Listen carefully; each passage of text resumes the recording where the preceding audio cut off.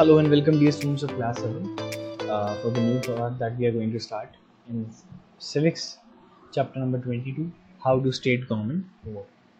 तो बेसिकली बात हम लोग कर चुके हैं कुछ टॉपिक्स की डिस्कशन में। चीफ मिनिस्टर के बारे में आपको बता दिया गया था, उनकी पावर्स के बारे में, उनके फंक्शंस के बारे में आपको एक्सप्लेन कर दिया गया था। Now we are going to talk about council of ministers. Chief minister के एक अंडर एक काउंसिल आती है मिनिस्टर्स की, तो उसके बारे में बात करते हैं। The Council of Ministers is the team of ministers who assist the Chief Minister in discharging the government's duties. तो गवर्नमेंट ड्यूटी एक्ट पूरा परफॉर्म करने के लिए एक काउंसिल ऑफ मिनिस्टर्स आती है। Its member must not be more than 15% of the total number of members of the legislative assembly. अब member मतलब पूरा टोटल मेंबर में से 15% ही होते हैं council of ministers. The minister should also be the member of legislative assembly or become one with 6 months of the appointment of minister. Means 6 महीने के अंतराल के अंदर अगर वो नहीं है काउंसिल ऑफ मिनिस्टर में, तो उसको 6 महीने के अंतराल में अपॉइंट होना ही होगा लेजिस्लेटिव असेंबली के अंदर, तभी वो बन पाएगा।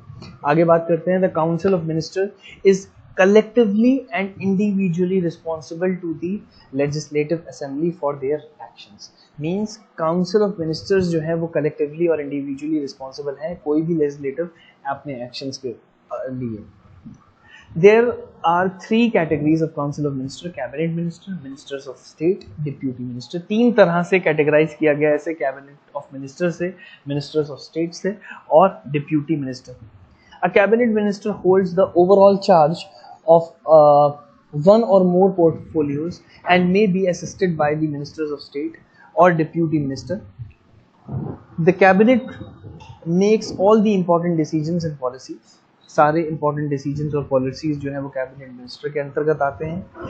It plays an important role in legislature at the time of lawmaking, helps in the preparation of the budget and follows the direction given to it by the central government. सारे ही central governments के जो direction दिए जाते हैं वो deputy minister, cabinet of ministers जो हैं आपस में मिलकर हैंडल करते हैं। आगे बढ़ते हैं हम आफ्टर काउंसिल ऑफ मिनिस्टर्स के बारे में। Now let us talk about state legislature. State legislature के बारे में बात कर लेते हैं। The state government has to make laws for day to day governance and also has to meet the civic needs of the people. The organ that performs these functions is known as the state legislature। day to day actions perform करने और सारी civil duties वगैरह वो सारी जो आती हैं वो state legislature के अंदर आती हैं। State legislature can either have 1 or 2 houses। Legislature that have only 1 houses are called unicameral। Most of the states have only 1 house of legislature, that is the legislative assembly और Vidhan Sabha. Mostly जो है वो यूनिकैमरियल ही होता है, जिसमें स्टेट लेजिस्लेटिव असेंबली और विधान सभा होती है। Legislatures with 2 houses is called as bicameral legislature. This Vidhan Sabha और legislative assembly and Vidhan Parishad और the legislative council, upper house जिसे कहते हैं हम लोग। ठीक है।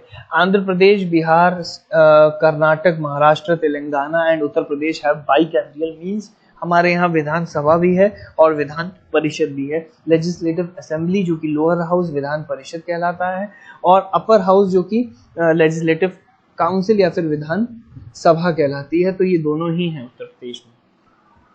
पहले हम लोग बात करेंगे नेक्स्ट स्लाइड में विधान परिषद के बारे में, विधान सभा के बारे में। विधान परिषद उसके बाद में बात करेंगे। Okay, so Vidhan Sabha, the Vidhan Sabha is the lower house of the state legislature. It is composed of representatives directly elected by the people from state constituencies. They are known as the member of legislative assembly, which is MLA. Vidhan Sabha में MLAs आते हैं particular state के। तो विधान सभा के जैसे MLA हमारे पीलीभीत के Sanjay Singh Gangwar sir, तो वो MLAs आते हैं किसमें, हमारी लेजिस्लेटिव assembly में, which is Vidhan Sabha. The constitution declares that the number of seats in legislative assembly cannot be more than 500 or less than 660. In addition to the elected members, the governor or the state can nominate 1 member of the Anglo-Indian community if he or she feels the community is not being adequately represented by the assembly. अब इसमें हम लोग तीन तरह से बात करेंगे. पहले बात करेंगे प्रीसीडिंग ऑफिसर, उसके बाद में उनका टर्म और क्या रहता है session. Soon after the elections, member who are elected to the legislative assembly choose a speaker and deputy speaker from the amongst the members. Means एक speaker चुना जाता है, एक उनका deputy speaker चुना जाता है amongst the members. The speaker presides over the house and conducts its proceeding. He or she allots time for the various items on the agenda and members to speak on the various subjects. He or she decides whether a bill of money is a money bill or an ordinary bill. If any member misbehaves, the speaker can advise him or her to leave the house. Both the speaker and deputy speakers do not vote. However, whenever there is a tie, the speaker has the right to cast the vote. Means speaker और deputy speaker जो होते हैं वो vote नहीं करते हैं, but जब दो पक्षों में टाई हो जाता है तब उनके पास टाई ब्रेकर वोट जरूर होता है बोलने के लिए. It's known as casting vote to break the tie. Okay, talking about the term. What is the term of that Vidhan Sabha? The Vidhan Sabha has the term of 5 years. This term can, however, be cut short by the governor. On the other hand, the governor can also extend the Vidhan Sabha term during the state of emergency. कोई emergency के आने पर तो वो term को exceed भी किया जा सकता है. Let's talk about the session now. The Vidhan Sabha meet at least twice a year. The interval between two sessions cannot be more than 6 months. इन 6 महीने के ब्रेक में उन्हें दोबारा मिलना ही है. Moreover, the House can carry out its proceedings only when 1/12 of the total numbers of members are present. This is known as quorum.